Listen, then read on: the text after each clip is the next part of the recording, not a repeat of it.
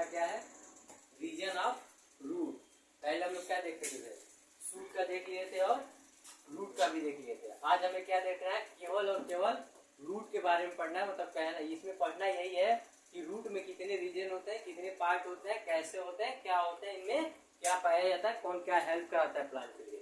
तो कह रहा है कि रूट रीजन, पहले बोला ना कि रीजन ऑफ रूट, मतलब जो रूट होता है पौधों में उनके कौन कौन से रीजन होते हैं। तो अब देखिए एक फिगर बनाया गया नॉर्मली, इस फिगर में देखिए कि आपको कितने रीजन दिखाई दिए जा रहे हैं, 3 ही दिखाई दे रहे होंगे, एक ये और एक ये क्वेश्चन नीट में पूछा जा चुका है कि सबसे नीचे वाले रीजन में क्या होता है, तो रीजन ऑफ मेरिस्टेमेटिक एक्टिविटी। मतलब कह रहा है कि जो रूट होता है, रूट के सबसे निचले पार्ट में जो टिश्यू पाया जाता है, कौन सा टिश्यू पाया जाता है, मेरिस्टेमेटिक टिश्यू पाया जाता है। यही टिश्यू जो दिख रहा है आपको, ये वाला यही टिश्यू है जो प्लांट में ग्रोथ का क्या बनता है, कारण बनता है, मतलब हेल्पफुल बनता है। अगर ये टिश्यू नहीं होता तो प्लांट ग्रो कर ही नहीं पाते। तो कह रहा है कि रीजन ऑफ मेरिस्टेमेटिक एक्टिविटी, कह रहा है कि ये कहाँ देखने को मिलता है, तो रूट कैप के जस्ट ऊपर वाले पार्ट पे, तो रूट कैप के ही पास में है ना। तो पहले देखो रीजन 3 ही है, पहला रीजन है रीजन ऑफ मेरिस्टेमेटिक एक्टिविटी, दूसरा रीजन है रीजन ऑफ इलांगेशन। इलांगेशन का मतलब जानते हो क्या होता है, लंबा। देखो इसके बीच में कुछ नहीं होगा, सब ये क्या है, खाली जगह है ना, कुछ बीच में नहीं, बस ये क्या है, लंबा जैसा दिख रहा है लेकिन इसमें है कुछ नहीं, तो लंबा क्या बोलते हैं, इलांगेशन बोलते हैं ना। तो वही बोल रहा है कि पहला रीजन क्या है, रीजन ऑफ मेरिस्टेमेटिक एक्टिविटी, मतलब ये जो रीजन है ग्रोथ यही हो रहा होगा, मतलब ये नीचे की तरफ बढ़ रहा होगा ना हमेशा। अरे अपोजिट टू ग्रेविटी काम करता है ना रूट, अपोजिट है कि डायरेक्शनल है,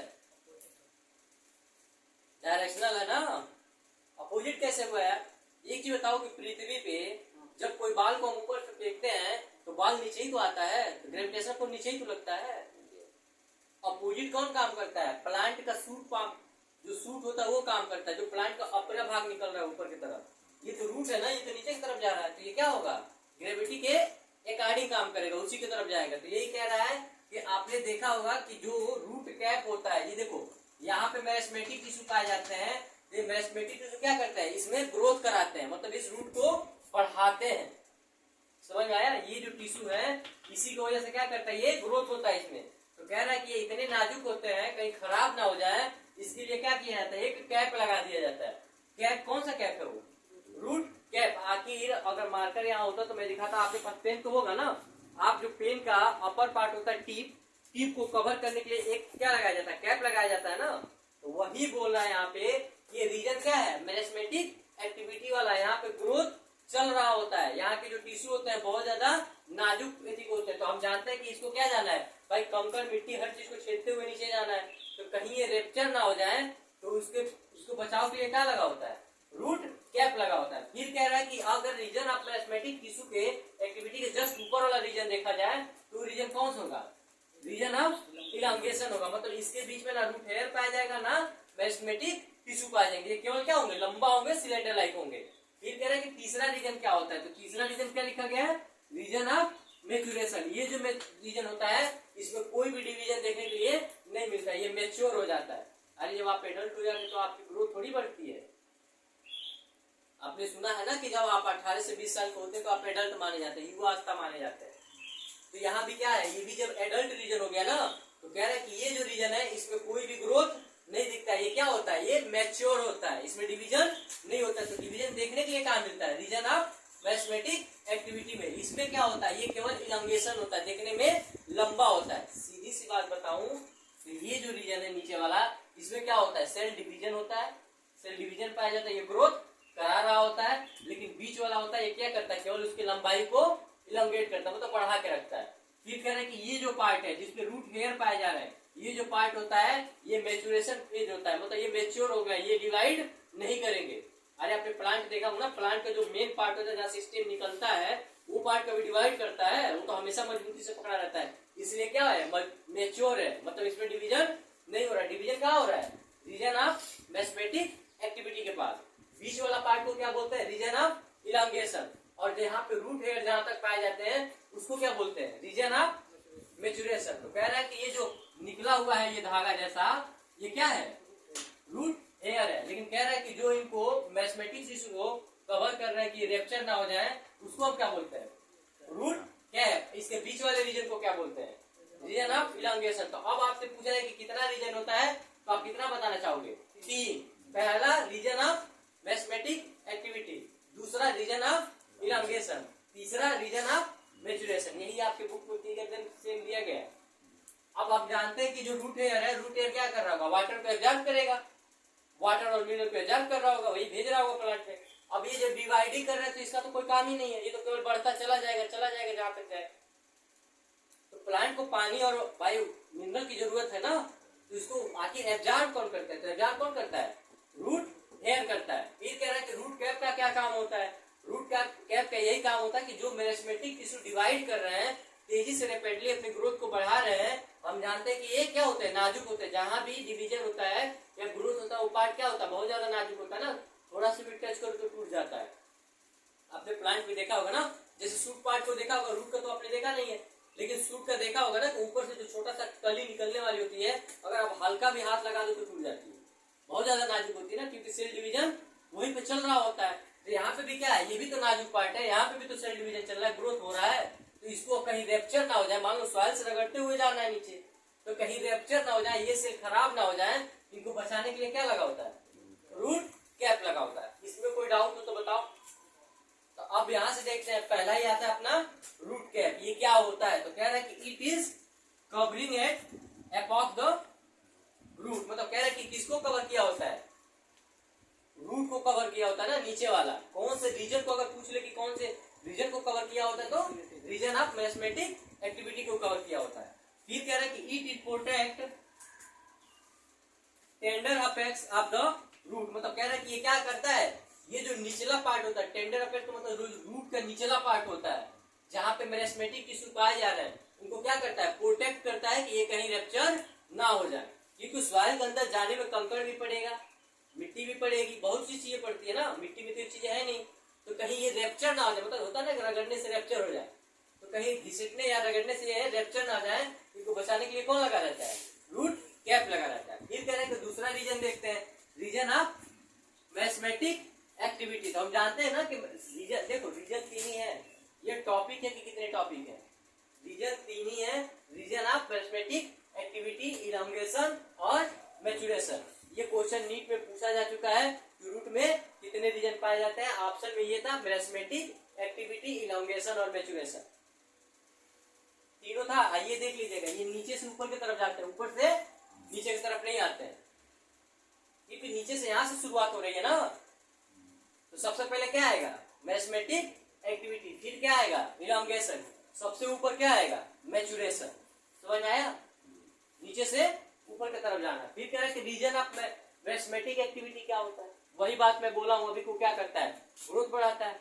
अब कह रहा है कि देखो ये कहां देखने के लिए मिलता है? तो रूट कैप के जस्ट ऊपर देखने के लिए मिलता है। तो ये रूट कैप ही है, और रूट कैप के जस्ट ऊपर वाला पार्ट क्या है? मैथमेटिक एक्टिविटी है। फिर कह रहा है कि cell are the very small, यहाँ पे जो सेल होते हैं बहुत ज्यादा स्मॉल होते हैं, जो डाट डाट में बनाया वो बहुत ज्यादा स्मॉल है। फिर कह रहा है कि स्मॉल भी होता है तो और क्या होता है? Tiny walls and with the dense of protoplasm, मतलब कह रहा है कि यहाँ पे और क्या देखने के लिए मिलता है? तो यहाँ पे तीन, मतलब थीन, बहुत ज्यादा पतला वाल पाई जाती है, जैसे सेल वाल होता है ना, तो यहाँ पे क्या, इसकी जो वाल होती है बहुत ज्यादा पतली होती है, इसलिए तो इसको प्रोटेक्ट करने के लिए कौन रहता है? रूट कैप लगा होता है कि भाई ये कहीं खराब ना हो जाए। और क्या होता है? यहाँ पे डेंस प्रोटोप्लाज्म पाए जाते हैं, यहाँ पे प्रोटोप्लाज्म ज्यादा मात्रा में नहीं होता, तो डेंस क्वांटिटी में होता है। फिर कह रहा है कि इसके पास यहाँ पे होता क्या है? तो डिवीजन ऑफ रैपिडली, मतलब ये ऐसा रीजन है रूट का जहाँ पे बहुत तेजी से क्या चल रहा होता है? सेल डिवीजन चल रहा होता है। तो जाहिर सी बात है, जब सेल डिवीजन चलेगा तो ग्रोथ होगा ही, यही तो रूल है प्लांट के अंदर। यही है ना कि हम जानते हैं कि प्लांट पूरे through their life cell division करते हैं, इसीलिए उनके थ्रू देयर लाइफ मतलब पूरे कहने मतलब पूरे लाइफ टाइम उनमें ग्रोथ देखने के लिए मिलता है। तो यहाँ भी क्या कह रहा है? कह रहे हैं कि जो मैथमेटिक टिश्यू पाए जा रहे हैं, जो ये रीजन दिख रहा है जहाँ पे थीन वाल है, डेंस प्रोटोप्लाज्म है, कह रहा है कि यहाँ पे क्या चल रहा होगा? तो जहां ये मैथमेटिक टिश्यू लिख दिया तो दिमाग में आ जाना चाहिए कि ये मैथमेटिक टिश्यू आया है, ये ग्रोथ करा रहा होगा, सेल डिवीजन हो रहा होगा। प्लांट में ग्रोथ कराने का सबसे बड़ा रीजन यही है। अगर मैथमेटिक टिश्यू नहीं होता तो प्लांट में पूरे थ्रू लाइफ मतलब पूरे लाइफ भर उसको ग्रोथ देखने के लिए नहीं मिलती। फिर कह रहा है देखो, इसके बाद से कह रहा है कि region of elongation. Region of elongation में बोला है the region just of the above of mathematic region, मतलब कह रहा है कि ये कहाँ पाए जाते हैं, ये जो अस्सलाम वालेकुम सर। ये जो है देखो, जो रीजन ऑफ इलांगेशन है, इलांगेशन कहाँ है, ये जो दिख रहा है ना मैथमेटिक एक्टिविटी के जस्ट अपर वाला पार्ट है, वही क्या है, इलांगेशन है। तो यहाँ क्या लिख रहा है, कह रहा है कि रीजन ऑफ इलांगेशन देखो, the region just above the mathematic region, मतलब कह रहा है कि जो इलांगेशन रीजन है वो कहाँ पाया जा रहा है, तो पाया कहाँ जा रहा है, रीजन ऑफ मैथमेटिक के जस्ट ऊपर पाया जा रहा है। फिर कह रहा है कि cell undergo rapidly elongation and enlargement, मतलब कह रहा है कि ये क्या करता है, ये केवल लंबाई को बढ़ाता है। ये जो पार्ट है रीजन ऑफ इलांगेशन, ये केवल रूट में लंबाई को बढ़ाता है और कुछ काम नहीं करता है। फिर कह रहा है कि the help of growth and root in the length, मतलब कह रहा है कि अगर ये लंबाई को बढ़ा रहा होगा तो आखिर इसमें हो क्या रहा होगा, तो क्या हो रहा होगा, जब लंबाई बढ़ा रहा है तो इसका लेंथ ही तो बढ़ रहा होगा। तो वही बात तो यहाँ बोल रहा है, the growth of root in length, root के लेंथ को बढ़ाने का काम कौन करता है, रीजन ऑफ इलांगेशन करता है। रूट में डिवीजन का काम कौन करता है, रीजन ऑफ मैथमेटिक करता है। समझ में आया। अब कह रहे हैं कि रीजन ऑफ मैच्योरेशन, सबसे ऊपर वाला पार्ट, कह रहा है कि इसमें द रीजन ऑफ मतलब एप्रोक्सीमेटली इलांगेशन, जो मतलब कह रहा है कि ये पाया कहाँ जाता है, तो मैच्योरेशन पे कहाँ पाया जाता है, ये जो इलांगेशन है, इलांगेशन के जस्ट ऊपर पाया जा रहा है। फिर कह रहा है कि the cell differentiated and the mature, मतलब कह रहा है कि यहाँ पे जो सेल पाए जाते हैं जिसे हम मैच्योर रीजन बोलते हैं, ये क्या है, मूल रूप से मैच्योर है, वहां पे डिवीजन नहीं होता है। फिर कह रहा है अगला रीजन रूट हेयर, आखिर इसमें रूट हेयर भी तो पाए जा रहे हैं, इनका क्या काम है रूट हेयर में, तो कह रहा है ये क्या है, very fine delicate thread like structure, मतलब कह रहा है कि ये कैसे हैं, तो पहले कह रहा है कि वेरी फाइन मतलब बहुत ज्यादा फाइन, मतलब कहते हो उलझे टाइप के और पतले पतले निकले हुए। फिर कह रहा है उसके बाद से डेलिकेटेड एंड थ्रेड लाइक, मतलब वही धागे जैसा, डेलिकेटेड जैसे धागा देखते हो ना उलझ जाता है आपस में, डेलिकेटेड का मतलब होता है धागा जो उलझता है, देखो कभी धागा उलझ जाता है तो आप निकालते हो ना इसे, तो वही कह रहा है कि रूट हेयर कैसे निकला होता है, जैसे कि धागा आपको लग रहा होगा कि जैसे धागा फंसा हुआ है। फिर कह रहा है कि form and form epidermal cell and region of behind region of the elongation, मतलब कह रहा है कि ये पाए कहाँ जा रहे होंगे और बने किस चीज के होते हैं, तो ये बने होते हैं एपिडर्मल सेल के, मतलब कह रहा है कि ये जो रूट हेयर है, ये रूट हेयर बना किसका होता है, एपिडर्मल सेल का। याद रखिए कि ये भी क्वेश्चन पूछा जा चुका है नीट में एक बार, कि रूट हेयर किस चीज से बना होता है, तो एपिडर्मल सेल से बना होता है। और पाया कहाँ जाता है, तो जस्ट ऑफ इलांगेशन के ऊपर।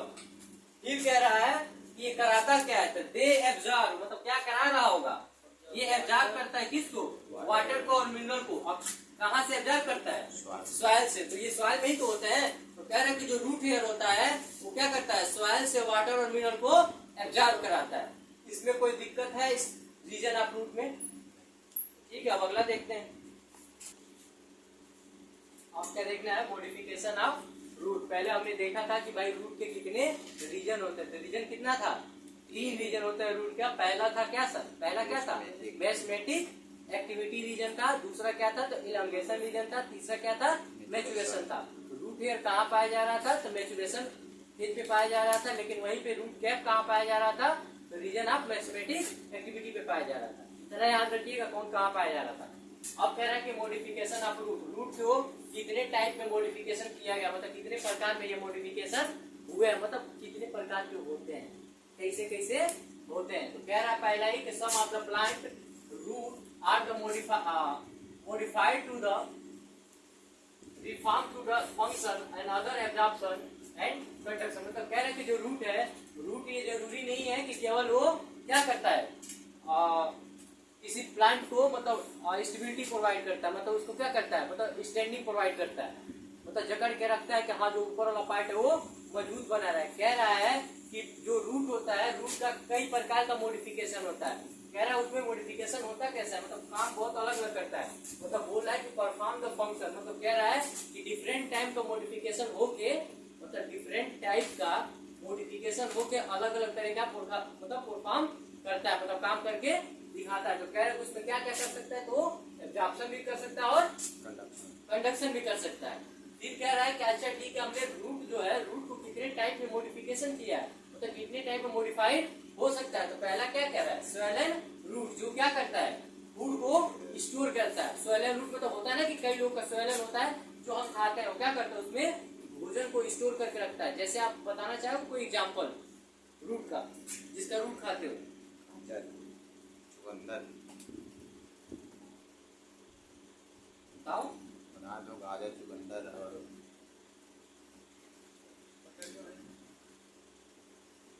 किसका किसका स्टेम खाते हो? में आ जाएगा तो अदरक, हल्दी, आलू।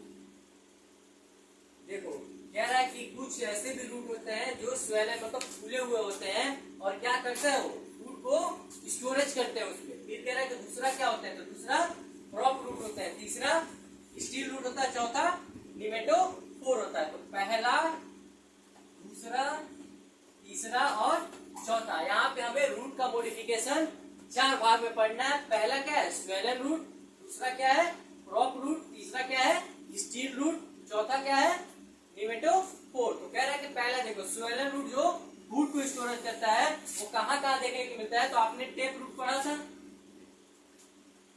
टेप रूट कर पढ़े थे ना हम लोग, याद है कुछ? तो कह रहा है कि जब आप टेप रूट देखे थे, उसमें एग्जाम्पल में ले लीजिए, क्या क्या आ जाएगा, कैरेट। कैरेट, मतलब जो गाजर है, आप गाजर का क्या खाते हो, रूट खाते हो।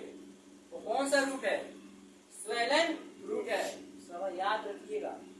गाजर का आप क्या खाते हैं, रूट खाते हो, रूट में क्या है, स्वेलन रूट है। तो गाजर का भी आप रूट खाते हो। और टर्निप, टर्निप को तो जानते हो ना क्या होता है, सलजम। सलजम, सलजम का भी आप रूट ही खाते हो। ये कह रहा है कि adventitious root on the sweet potato, adventitious root के फॉर्म में कौन आता है, स्वीट पोटैटो। कौन जानते हो ना, कौन, अरे जो आपको ठंडी के दिनों में मिलता है, जिसको पकाते हो आप आग में और खाते हो, मीठा लगता है, गंजी बोलते हैं। अब गंजी नहीं, क्या बोलते हैं, गंजी बोलते हो ना तुम लोग, मतलब हमारे यहाँ तो कौन बोला जाता है।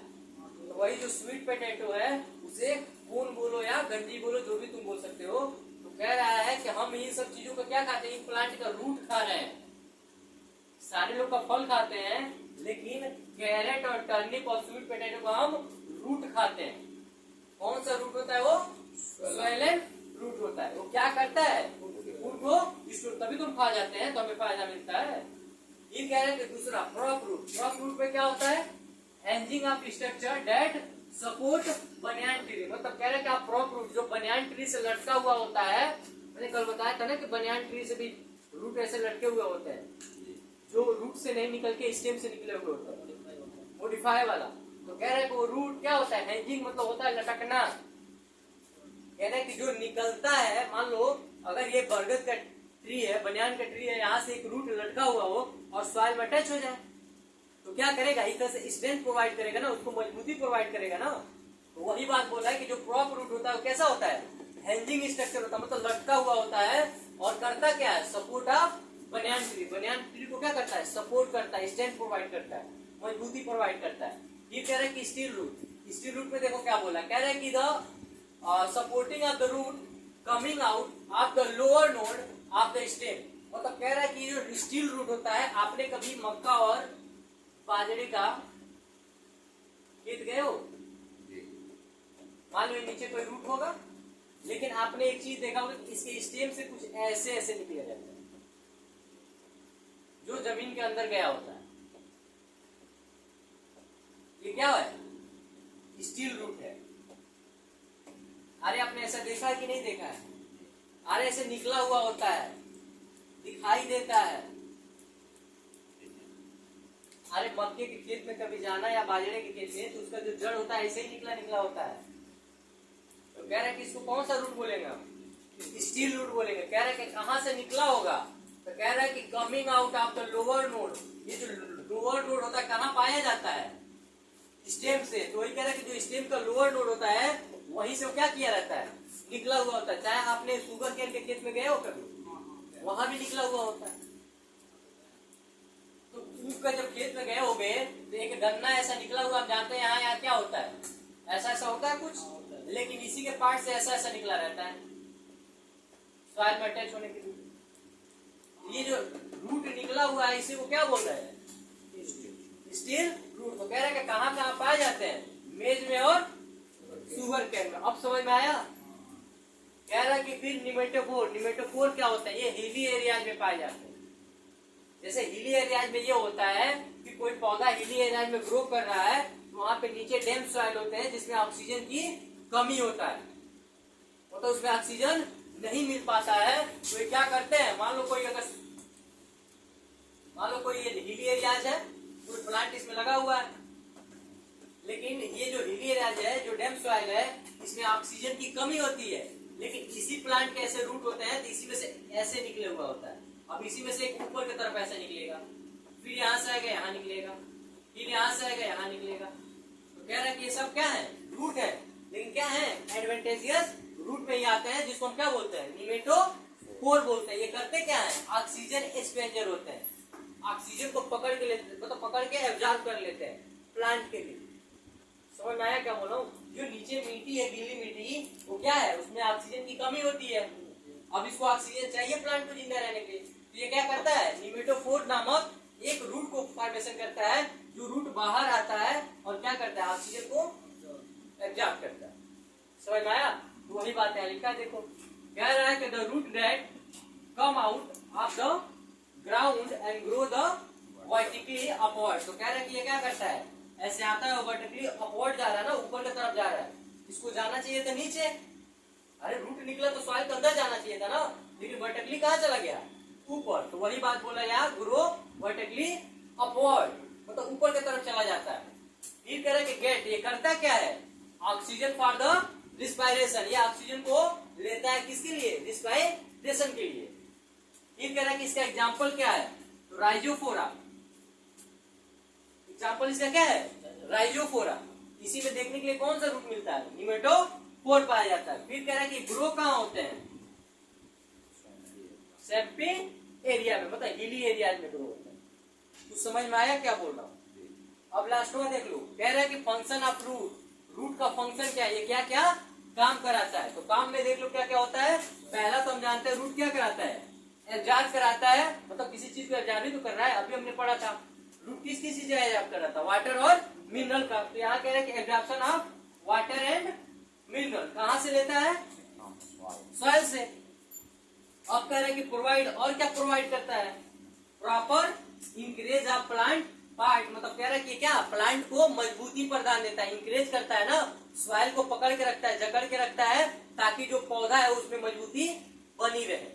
और कह रहे हैं कि और क्या फायदा है? तो स्टोरेज ऑफ, बताओ, सोर्सेस ऑफ फूड मटेरियल, मतलब कह रहे हैं कि कुछ ऐसे भी रूट होते हैं जो अपने रूट में क्या करते हैं? भोजन को स्टोर करके रखते हैं। अभी हमने पढ़ा था स्वीट पोटैटो, कैरेट और टर्निप। 3 एग्जाम्पल तो अभी पढ़े हो। यहां तक कोई डाउट हो तो बताओ। ठीक है, फिर आगे देखते हैं। हमने क्या देखा था? Modification of root. Modification of root के बाद हमें क्या पढ़ना है?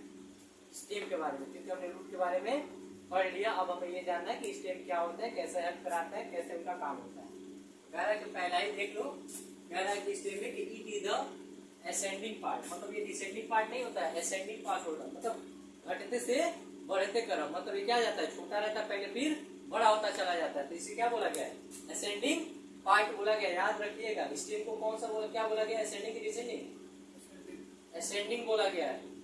फिर कह रहा है कि ascending of the axis that the develop from the plumule of the embryo and germinating seed, मतलब कह रहे हैं कि जब सीड जर्मिनेट होता है, मैंने बताया था कि नहीं कल, मान लो एक ये सीड है, अगर इसमें से एक नीचे निकल के आ रहा है और इसी में से एक ऊपर जा रहा होगा,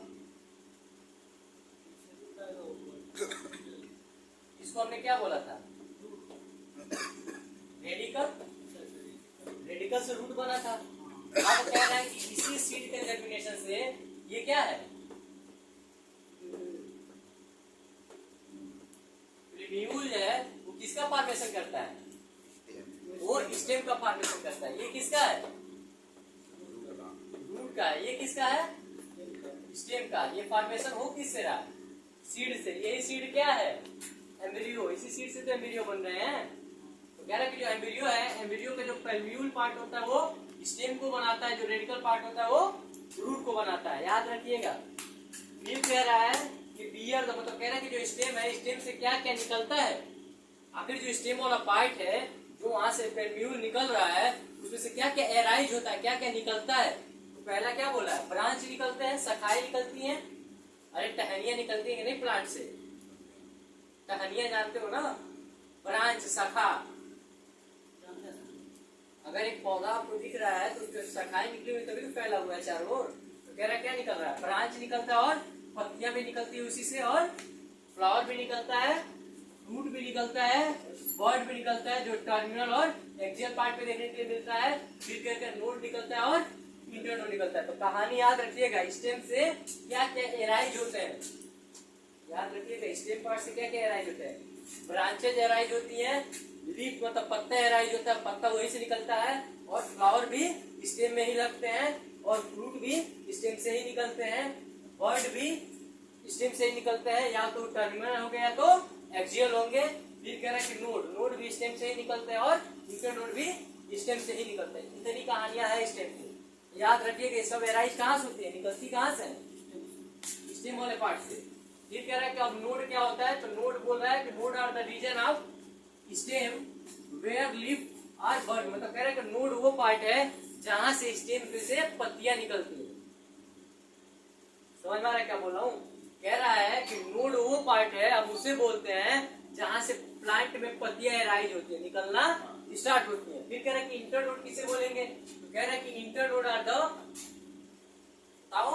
पोर्शन बिटवीन टू नोड, मतलब कह रहा है कि इंटरनोड हम उसको बोलेंगे, जैसे मान लो हमने कोई प्लांट की ऐसे टहनी ली, हम जानते हैं कि एक यहाँ है एक यहाँ है, अब यहाँ पे तो नोड निकल गया, यहाँ से पत्तियां निकलेंगी, मान लो यहाँ से पत्तियां निकल गई, समझ में आ रहा है, यहाँ से तो पत्तियां निकल गई, तो हम इसको क्या बोले, नोड बोले। लेकिन कह रहा है कि इन दोनों नोड के बीच का जो है, देखो ये पत्ती और ये पत्ती कहां से राइज हो गई, नोड से। अब इन दोनों के बीच की जो दूरी है ये वाली, बच रहा है ना खाली जगह, तो कह रहे ये खाली जो जगह है उसी को हम क्या बोलते हैं, इंटर नोड से बोलते हैं। समझ में आया, कोई दिक्कत नोड और इंटर नोड पहचानने में, जहां से पत्तियां एराइज हो रही है नोड, और उन दो नोड के बीच की जो दूरी होगी उसे इंटर नोड बोले। अब कह रहा है कि young stem are the generally green, मतलब कह रहा है कि जो इंटर नोड होता है या जो भी होता है स्टेम का पार्ट, कह रहा है कि जो यंग होते हैं, भाई अभी नए नए निकले होते हैं, उनका स्टेम किस कलर का होता है, हराई दिखता है ना। इस तरह को बाद में क्या हो जाता है, लेटर मतलब लेटर आफ्टर, मतलब कुछ दिन बाद या कुछ महीने बाद, कुछ साल बाद कैसा हो जाता है, वुडी लाइक हो जाता है और डार्क ब्राउन कलर दिखने लगता है। जो यंग रहता है, जो यंग स्टेम रहता है वो ग्रीन दिखता है, लेकिन वही कुछ दिन बाद पुराना होता है तो कैसा हो जाता है, वुडी हो जाता है और डार्क ब्राउन कलर का हो जाता है। फिर कह रहा है कि फंक्शन ऑफ स्टेम, स्टेम का फंक्शन क्या है, तो कह रहा है कि separately out of the branches bearing of the leaf and flower fruit, मतलब सिंपल सी बात यही बोल रहा है जो बात यहाँ बोला है कि स्टेम से क्या क्या निकल के आती है, ब्रांचेज आती है, लीफ आती है, फ्लावर आता है और फ्रूट आता है।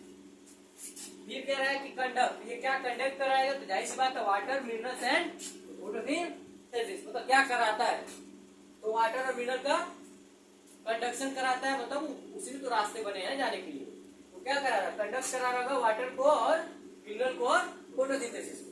फिर कह रहा है और क्या कराता है, सम कुछ जगह stem help in the food storage, कुछ जगह होता है जहाँ पे स्टेम क्या करता है, फूड को स्टोरेज भी करता है, जिसका हम स्टेम खाते भी हैं। तो हम आगे पढ़ेंगे मॉडिफिकेशन ऑफ स्टेम में, अगला टॉपिक इसके बाद से वही आएगा, मॉडिफिकेशन ऑफ स्टेम। तो कह रहा है कि ये क्या करता है, some stem help of food storage, और क्या कर सकता है, सपोर्ट प्रोवाइड करता है, और क्या करेगा, प्रोटेक्शन करता है, और क्या करता है, वेजिटेटिव प्रोपेगेशन, मतलब जैसे आप गुलाब के टहनी को काट के लगा देते हो जाता है, तो भी क्या स्टेम ही तो काट रहे हो, उसमें क्या होता है, वेजिटेटिव प्रोपेगेशन देखने को मिलता है। तो आज का लेक्चर यहीं तक, कल देखेंगे मॉडिफिकेशन ऑफ स्टेम।